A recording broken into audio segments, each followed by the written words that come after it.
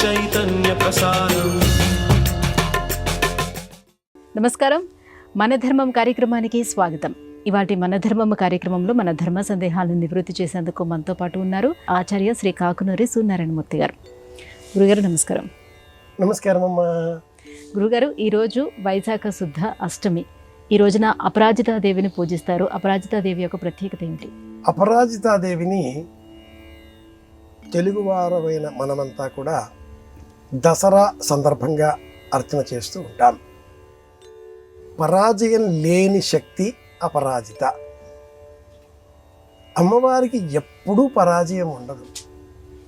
ఉత్తర భారతదేశ సంప్రదాయాలలో అమ్మవారిని చైత్రమాసం మొదలుగా వైశాఖ మాసం, ఈ 2 మాసాలలో వసంత ఋతువు సంబంధంగా కీర్తించడం సంప్రదాయం. వసంత ఋతువులో చైత్రమాసంలో వసంత నవరాత్రులు అన్న పేరిట పాడ్యమి మొదలుగా నవమి వరకు అమ్మను స్మరించే క్రమంలోనే వైశాఖ మాసంలో కూడా ఇలా వివిధ సందర్భాలలో అమ్మవారిని స్తోత్రం చేస్తూ ఉంటారు. పాల్గొన మాసం కృష్ణపక్షం అష్టమి తిథి సీతాష్టమి, చైత్రమాసం కృష్ణపక్షం అష్టమి తిథి శీతలాష్టమి, వైశాఖ మాసం అష్టమి తిథి. ఇలా ఈ పరంగా అపరాజితాదేవికి సంబంధించిన అష్టమి. శక్తిని ఉపాసించడమే ఈ అష్టమి తిథి నాడు మనం గమనించవలసిన అంశం. అష్టమి నాటితో చంద్ర కళలలో మార్పు ఆరంభమవుతుంది. దీనినే జ్యోతిషం రిప్ప అన్న పేరిట సూచన చేస్తుంది. అష్టమ్యోరుభయోశ్చ మధ్యమగతే చంద్రోష్టరిప్పారిగా. శుక్లపక్షం కృష్ణపక్షం, ఈ రెండింటిలో అష్టమి నుంచి అష్టమి వరకు, అమావాస్య అనంతరం అష్టమి వరకు కూడా క్షీణచంద్రుడే శుక్లపక్షమైనా కూడా. అలాగే పౌర్ణిమ అనంతరం కృష్ణపక్షం అయినప్పటికీ అష్టమి వరకు విజయచంద్రుడే శుభుడే. ఈ అష్టమి వరకు ఉండేటటువంటి 8 తిథులలో కూడా మళ్ళీ చతుర్థి, అందులో సగభాగం. తిథిని గుర్తించిన, తిథి శక్తిని గ్రహించిన ప్రాచీనులు అష్టమి నాడు అమ్మవారిని పూజించినట్లయితే సంపూర్ణమైన శక్తి మనకు లభిస్తుంది అన్నారు. పురుషకారం కనిపించే రూపం. ఇందులో ఏ పని మనం సంకల్పం చేసి ఆచరణలో పెట్టాలి అనుకుంటామో ఆ పనికి సంబంధించిన పరిపూర్ణమైన పరిజ్ఞానాన్ని కలిగి ఆ పనిని పూర్తి చేసేటటువంటి శక్తి పేరే స్త్రీ శక్తి. అది శక్తి. ఆ శక్తి అష్టమి నాడు మనం ఉపాసన చేసినట్లయితే అపరాజిత అన్న రూపంలో మనకు పరాజయం లేకుండా చేస్తుంది. మాట కావచ్చు, క్రియ కావచ్చు, ఆలోచన కావచ్చు, ప్రయాణం కావచ్చు, వ్యవహారం కావచ్చు, ఏ విషయంలోనైనా ఓటమి లేకుండా ఉండాలి, పరాజయం పాలు కాకుండా ఉండాలి. నెమ్మదితనం, అణుకువ, ఈ 2 ఆయుధాలు. నెమ్మదితనంతో అణుకువతో అమ్మను ఉపాసన చేస్తే మనకు అపరాజితాదేవి విగ్రహం సంపూర్ణంగా లభిస్తుంది. ఇది ఈ విశేషం. గురుగారు, రాగి చెట్టుకి వేప చెట్టుకి ప్రదక్షిణలు చేస్తే మంచిదని అంటారు. అలానే మర్రి చెట్టుకి కూడా ప్రదక్షిణ చేయొచ్చా? చేయాలి. నిజానికి సంప్రదాయంలో ప్రతి చెట్టు చుట్టూరా మనం ప్రదక్షిణలు చేయాలి అంటుంది శాస్త్రం. చెట్టు జీవంతో ముడిపడి ఉన్నటువంటి దైవస్వరూపం. మనం పూజాగృహంలో అనేక అర్చామూర్తులను, ప్రతిమలను సమీకరించుకొని ప్రాణ ప్రతిష్ఠ చేసి అనంతరం అసునీతే పునరస్మాసు చక్షుః పునః ప్రాణమిహనోధేహి భోగం యోగపశ్యేమ సూర్యముచ్చరం తమనుమతే మృడయాన స్వస్తి మంత్రాలు చెబుతూ అసునీతి, ఇది ఒక నీతి. అసు అంటే ప్రాణాలు. అలా ఆ అర్చామూర్తిలో ప్రాణశక్తిని నిక్షిప్తం చేసి అర్చన చేస్తూ ఉంటాం. ఇక్కడ మనం ప్రాణశక్తిని నిక్షిప్తం చేసే అవసరం ఉంటే అది ప్రతిమ. సహజంగా ప్రాణంతో ఉండేటటువంటి అర్చామూర్తి వృక్షం, మొక్క, చెట్టు పూజించాలి, నాటి సంరక్షణ చేయాలి, పెంచి పోషించాలి. ప్రతి ఇంటికి ఒక కుల వృక్షం ఉంటుంది. ప్రతి నక్షత్రానికి నక్షత్ర వృక్షం ఉంటుంది. ప్రతి రాశికి సంబంధించిన వృక్షం ఉంటుంది. అలాగే ప్రతి జాతకానికి విడివిడిగా ఈ వృక్షాలన్నీ కూడా ఉన్నట్లుగా దైవ రూపాలకు కూడా అనేక వృక్షాలను సనాతన ధర్మం సూచించింది. సామాన్యంగా కొన్ని దైవనామాలను మనం తలుచుకుంటే శివుడు అనగానే మారేడు, గణపతి అనగానే గరిక, దత్తాత్రేయుడు అనగానే మేడి చెట్టు ఎలా జ్ఞాపకం వస్తాయో, శివుడు అంటే జ్ఞాపకం రావాల్సిన మరి ఒక చెట్టు మర్రి చెట్టు. కార్తీక మాసంలో ఈ మర్రి చెట్టు చుట్టూ ప్రదక్షిణలు చేస్తాం. మార్గశీర్ష మాసంలో అమావాస్య నాడు ప్రత్యేకంగా సావిత్రి అర్చన చేసి వటవృక్షం అన్న పేరిట అర్చన చేస్తాం. దక్షిణామూర్తి ఆ వటవృక్షం క్రిందనే మనకు దర్శనమిస్తాడు అని మనకు గురు స్తోత్రావళి వివరిస్తుంది. తర్వాత విచిత్రం వటవృక్షమూలే అని కదా స్వామిని మనం స్తోత్రం చేస్తాం. కనుక మార్గశిర మాసంలో అమావాస్య నాడు మర్రి చెట్టుకు ప్రదక్షిణ చేసినట్లయితే భార్యాభర్తల మధ్య అనుబంధం బలీయం అవుతుంది. అనుమానాలు ఏమైనా ఉంటే, పొరపచ్చాలు ఏమైనా ఉంటే తొలగిపోతాయి. మాట అనుకోవడం కంటే మౌన వ్రతాన్ని పాటించి దేవతారాధన చేస్తే ఒకరి మీద ఒకరికి ఉండే అనుమానాలు పటాపంచలైపోయి ప్రేమాభిమానాలు పెరుగుతాయి కదా. ఇది చెప్పడం కోసమే సనాతన ధర్మం మొక్కల పెంపకం చేపట్టండి అంటూ చెప్పడం. రావి చెట్టు, వేప చెట్టు వీటికి ప్రదక్షిణలు చేస్తే సత్సంతానం, సంతానానికి అభివృద్ధి, విదేశీ ప్రయాణాల కలలు సాకారం కావడం, స్వంత ఇంటి కల పరిపూర్ణం కావడం, ధనం లభించడం. రావి చెట్టుకు శనివారం నాడు రాగి చెంబులో పాలు నీరు కలిపి ఆ రావి చెట్టు మొదట పోసి ప్రదక్షిణ చేస్తే సంపద లభిస్తుంది, ధనం లభిస్తుంది. పోగొట్టుకున్న, ఎవరికో ఇచ్చిన, ఎక్కడో పారవేసుకున్న ధనం కూడా మళ్ళీ లభిస్తుంది. ఇది ఎలాగో మర్రి చెట్టుకు ప్రదక్షిణ చేస్తే వృద్ధాప్యం దూరం అవుతుంది.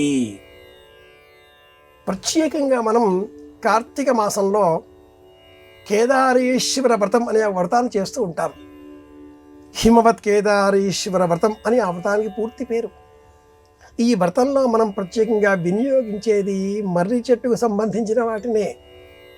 మర్రి చెట్టు ఊడలను తోరంగా కట్టుకోవడం, మర్రి చెట్టు కాయలను వక్కలకు బదులుగా వ్రతంలో వినియోగించడం, మర్రి ఆకులను ఈ కేదారీశ్వర స్వరూపంగా శివుడిని అర్చన చేసే నిమిత్తమై దిగువన వేదికగా, విస్తరిగా, అరిటాకుకు మోదుగ ఆకులతో చేసిన విస్తరికి ప్రత్యామ్నాయంగా మర్రి ఆకుల విస్తరిని వినియోగించడం, ఇవన్నీ ఇందులో అంతర్భాగాలే.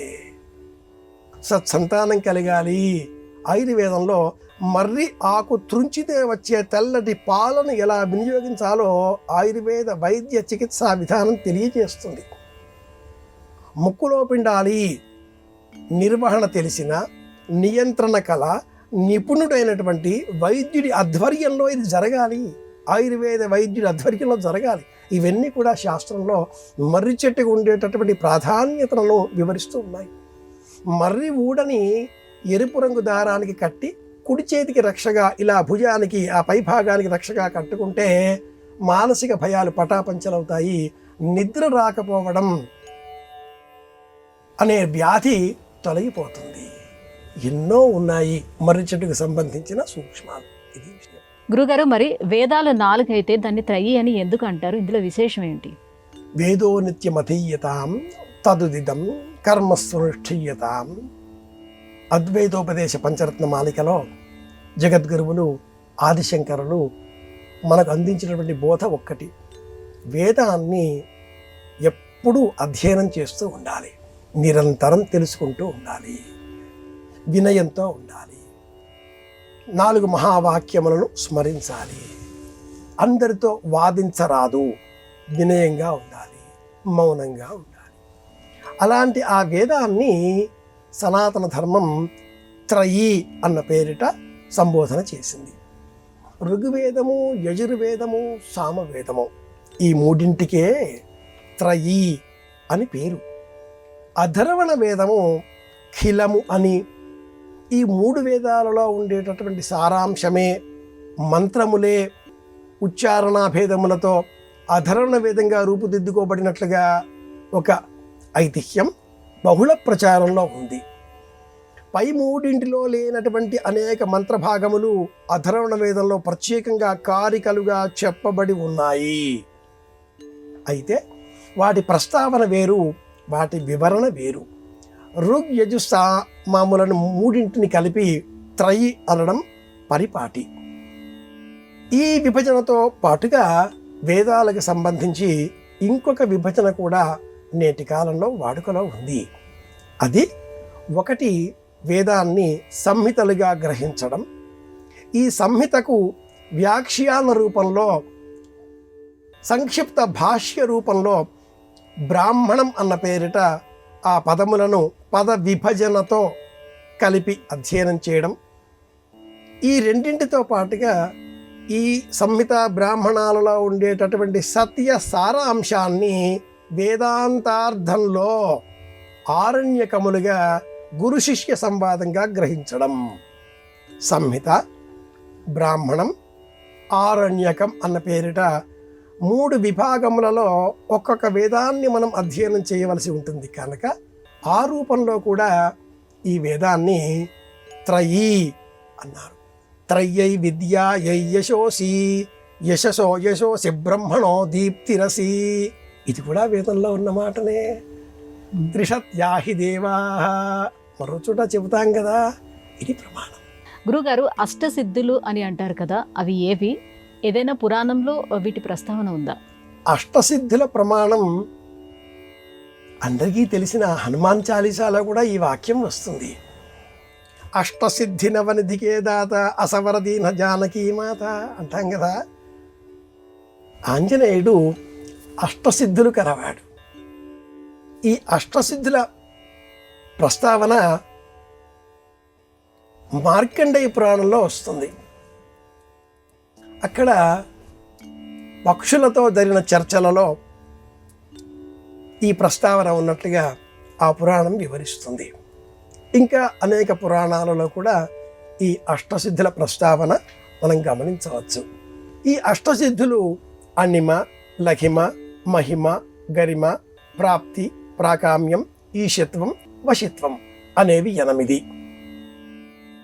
అణిమ సూక్ష్మంగా శరీరాన్ని మార్చుకోగలగడం, గరిమ విస్తృత స్థాయిలో పెంచడం, మహిమ తేలినట్లుగా, ఇవన్నీ అభూత కల్పనలతో ఉండే శబ్దార్థాలుగా నేటి సమాజం గ్రహించినప్పటికీ ఈ సిద్ధులన్నీ మనస్సుకు సంబంధించినవి.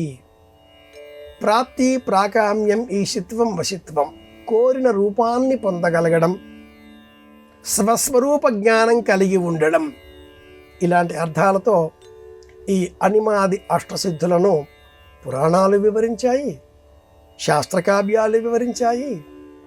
అనేక కావ్యాలలో, పౌరాణిక జానపద సంబంధిత కావ్యాలు, నవలలు, గ్రంథాలలో ఈ అష్టసిద్ధుల ప్రస్తావన మనం చూడవచ్చు. గురువుగారు, ఇంటి ముఖద్వారం అనేది తూర్పు వైపు లేకపోతే ఉత్తరం వైపు ఉండేలా చూసుకోమని చెప్తారు, ఎందుకని? ఇది కొంచెం చర్చనీయాంశమైన విషయం నాయన. ఎందుకంటే ఒక నగరంలో ఉండే గృహాలు లేదా భవన సముదాయాలు అన్నీ కూడా తూర్పు వైపునే ద్వారం ఉండాలి, ఉత్తరం వైపునే ద్వారం ఉండాలి అనే నియమానికి లోబడితే ఆ నగరంలో పడమర వైపు, దక్షిణం వైపు ఏం కావాలి? ఇలా కుదరదు.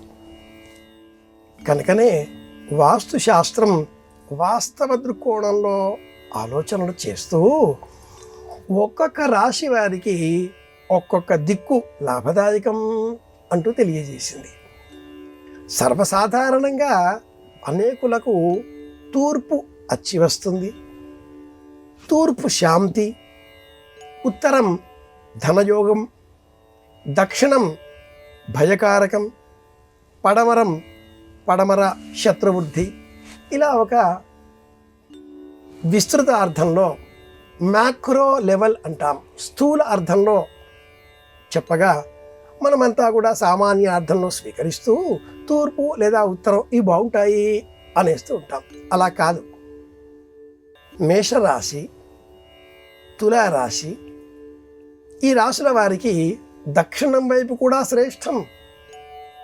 ఇంత మాత్రమే కాకుండా ఆ క చట తాప యశ అనే ఒక సూత్రాన్ని అందించిన ఈ శాస్త్రం అచ్చిపాటు చూసుకుంటూ ఏ పేరు గల వారికి ఏ దిక్కు బాగుంటుందో కూడా తెలియజేసింది.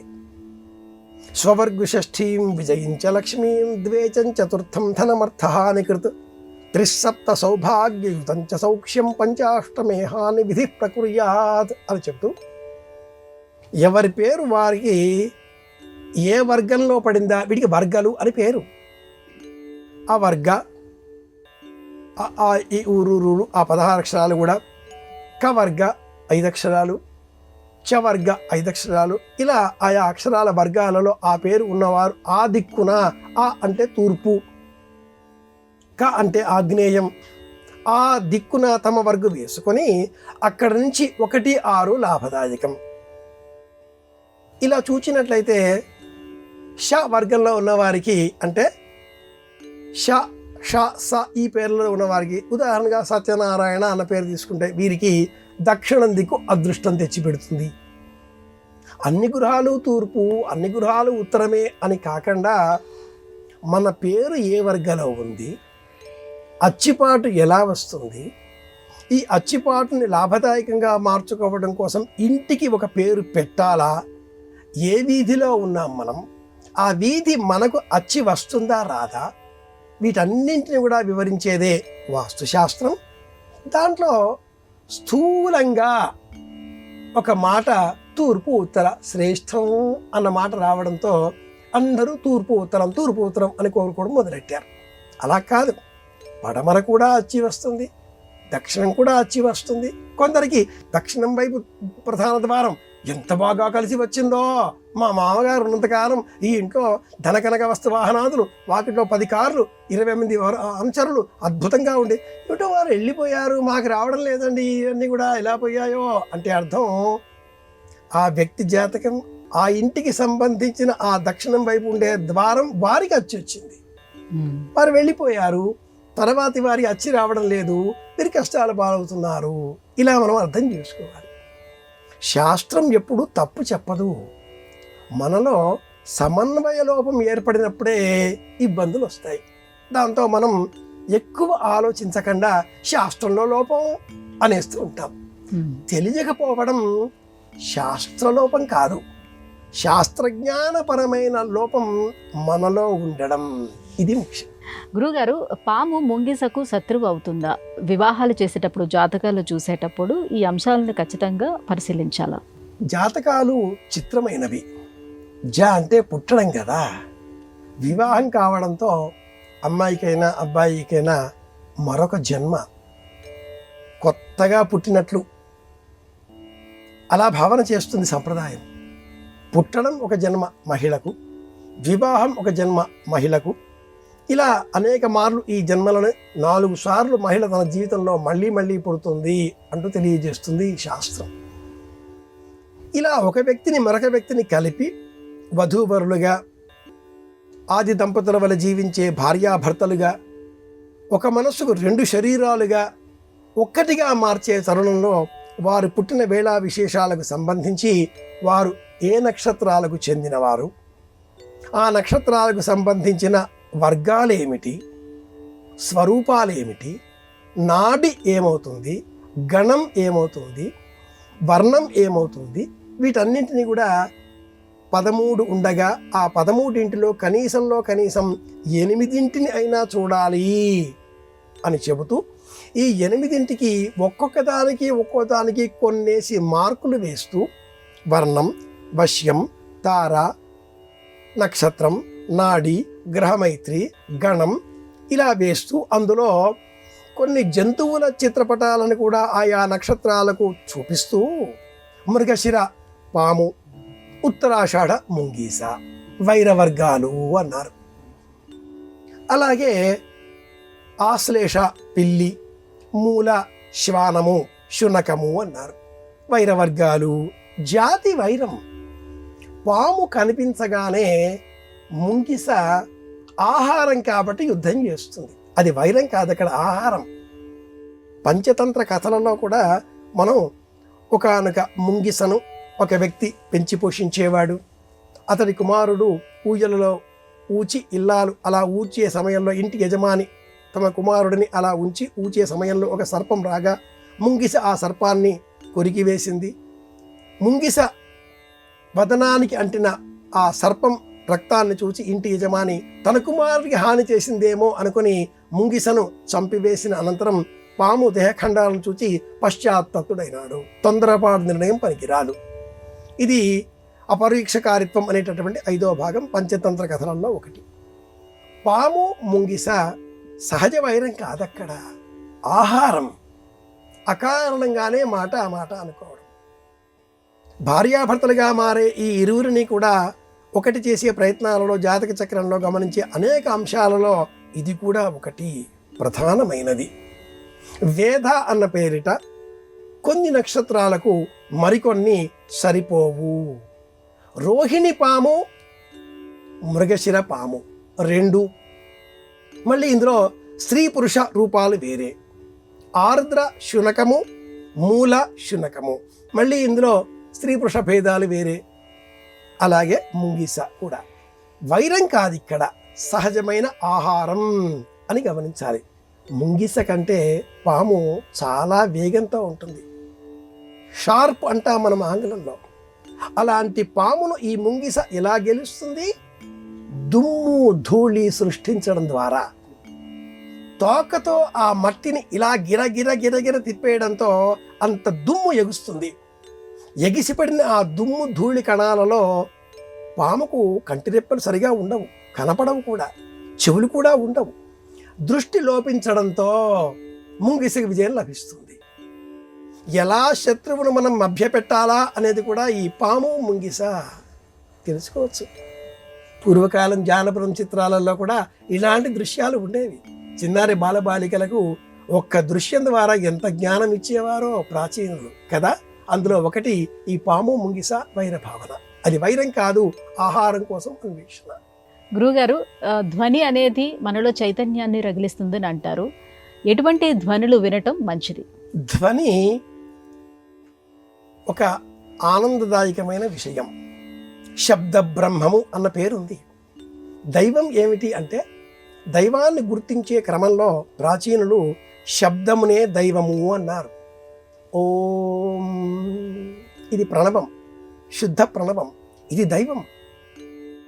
2 అక్షరాలు, 1 అక్షరమో, కొన్ని అక్షరాలు అదే పనిగా మనం మననం చేయడం ద్వారా ఉచ్చారణ చేయడంలో శబ్దం ధ్వనిగా బహిర్గతపరచడంతో అది ఒక వైబ్రేషన్స్, తరంగాలు, ప్రకంపనలు సృష్టిస్తూ శక్తివంతంగా మారుతుంది. దానినే శబ్ద బ్రహ్మము అన్నారు. కంచు లోహంతో చేసిన గంట మధ్యలో ఒక కర్ర ముక్క వ్రేలాడదీసి ఆ కర్రతో చుట్టూరా వృత్తాకారంగా ఉండే ఈ కంచు ఫలకానికి శబ్దాన్ని కలిగించే విధంగా ఇలా తాటిస్తే ఒక ధ్వని ప్రకంపనలు ఆవిష్కృతమవుతాయి. వాటి ద్వారా అంతవరకు మన చుట్టూరా ఉన్నటువంటి వ్యతిరేక శక్తులు పారిపోతాయి.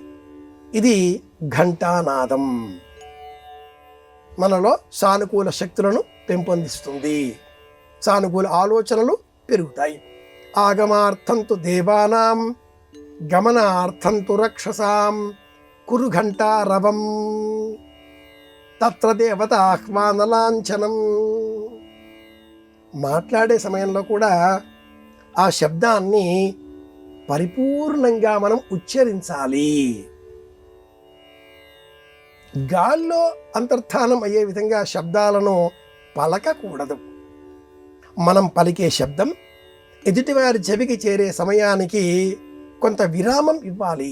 ఆంగ్లంలో పాజ్ అంటారు. ఈ పలికే శబ్దం ఎదుటివారి చెవికి చేరే సమయంలో ఆ శబ్ద తరంగాలు, ప్రకంపనలు ఇలా నేరుగా కాకుండా అప్ అండ్ డౌన్ అన్న క్రమంలో ఇలా పైకి కిందికి పాము కదలికల వలె ఇవి కూడా మళ్ళీ నేరుగా ఉండవు. పైకి వెళుతూ కిందికి వస్తూ ఉంటాయి. దూరంగా ఉన్న వారికి మన మాట వినపడాలి అంటే తల పైకెత్తి పిలవాలి, ఎలుగెత్తి పిలవాలి అనేవారు. ఆ శబ్దాన్ని మనం చెప్పడంలోనే దూరంగా ఉన్న వారికి దూరంగా గురువు బహుమాత్రలతో వినిపిస్తుంది. రావే ఈశ్వర కావవే వరద అన్న ఆ గజేంద్రుడి పిలుపు అలవైకుంఠపురంబులో నగలులో ఆమూల ఉన్న ఆ పరాత్పరుడికి సర్వాంతర్యామికి వినిపించలేదా? కనుక మనం మన ఇంట్లో కూడా శబ్దాన్ని ఏది వింటే మంగళకరం? శంఖధ్వని, పూజ చేసిన అనంతరం చేసేటటువంటి శంఖనాదం. ఇది యుద్ధాన్ని సూచిస్తుంది, పూజ అయిపోయింది అన్న విషయాన్ని కూడా సూచిస్తుంది. నాదధ్వని, ఘంటానాదధ్వని. పళ్ళెం కింద వేస్తే శబ్దం వస్తుంది, ఇల్లాలికి కోపం వస్తుంది. ప్రధాన ద్వారానికి ఉండేటటువంటి చిలుకు అంటాం, గొళ్ళెం అంటాం, దాన్ని ఇలా టక పిల్లలు శబ్దం చేస్తూ ఉంటే ఇరిటేషన్ వస్తుంది, కోపం వస్తుంది. ఏమండి అన్న పిలుపు ఆనందం, ఏమండి ఉలిక్కి పడతాం. ఆ తర్వాత భాష మారుతుంది, ఇతర శబ్దాలు చోటు చేసుకుంటాయి, మనకు చెమటలు పడతాయి. ఒకే శబ్దం ఉచ్చారణ వేగం మారడంతో మనలో స్వభావం మారిపోతుంది కదా, స్వరూపం మారిపోతుంది కదా. కనుక ఏ శబ్దం వింటే మంచిది అంటే సాత్వికంగా ఉండే శబ్దం. ఇది మనలో బ్రహ్మ చైతన్యాన్ని కల్పిస్తుంది. ఇది విషయం. గురుగారు, ఇవాళ మన ధర్మం కార్యక్రమంలో మాకు వచ్చినటువంటి సందేహాలన్నీ కూడా నివృత్తి చేసినందుకు ధన్యవాదాలండి. కృష్ణార్పణం. ఇది ఇవాళ మన ధర్మం కార్యక్రమం. రేపటి మన ధర్మం కార్యక్రమంలో మళ్ళీ కలుసుకుందాం. నమస్కారం. ఈ కార్యక్రమాన్ని తిరిగి చూడాలనుకుంటే www.youtube.com/ETV Life Spiritual లో చూడవచ్చు.